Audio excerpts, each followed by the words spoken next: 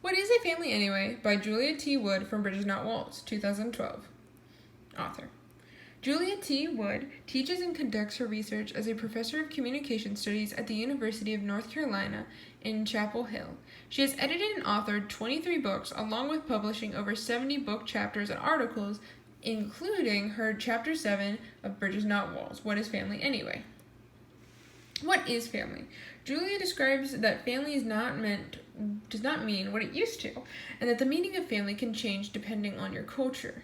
She also touches on how being a family does not require a child, and how many families are misunderstood, like LGBTQ families, along with interracial couples. Family is a concept that will always continue to change over time, and is something that will constantly be changing as our constructs of family change. And she also makes a point to say that we should learn from the differences between families and celebrate them instead of discriminating against them. So what does family really mean? Many consider family to be a commitment regardless of biological or legal ties, but there's no real specific combination of people required to make a family.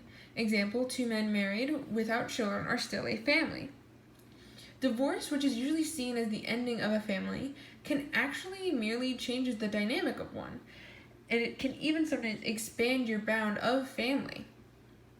And Miss Wood continues to go on and even talks about how the standard norm of families is still considered to be a mom, a dad, and a child, all of the same race. This, however, is a very outdated view on families today and is still in the works of changing. Another study I found in the discussion of family was What is a Family? Constructs of Family and Parenting After Custody Transfer from Birth Parents to Foster Parents. This study was authored by Teresa Wiso, Helena Johansson, and Ingrid Hosier, which were all a part of the Department of Social Work in Gothenburg University. It was a part of the Journal of Child and Family Social Work, and it conducted 12 interviews on families who had foster parents or who had children that had been fostered to see who they identified as family.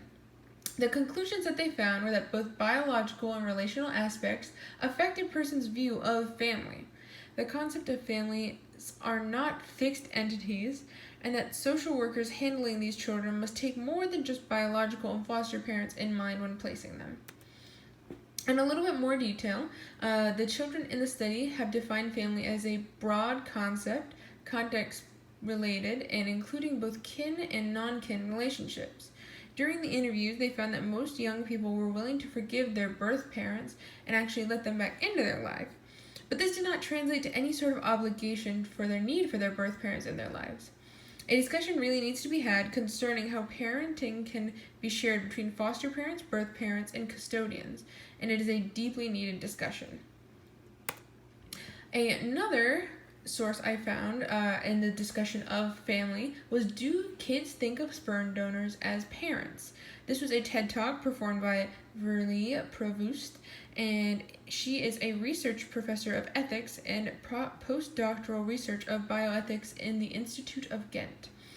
In this TED Talk, she talks about how families need a warm relationship, and that even though the children do not find the sperm donor to be a parent, they understand them to be the source of their family and usually have positive feelings associated with them.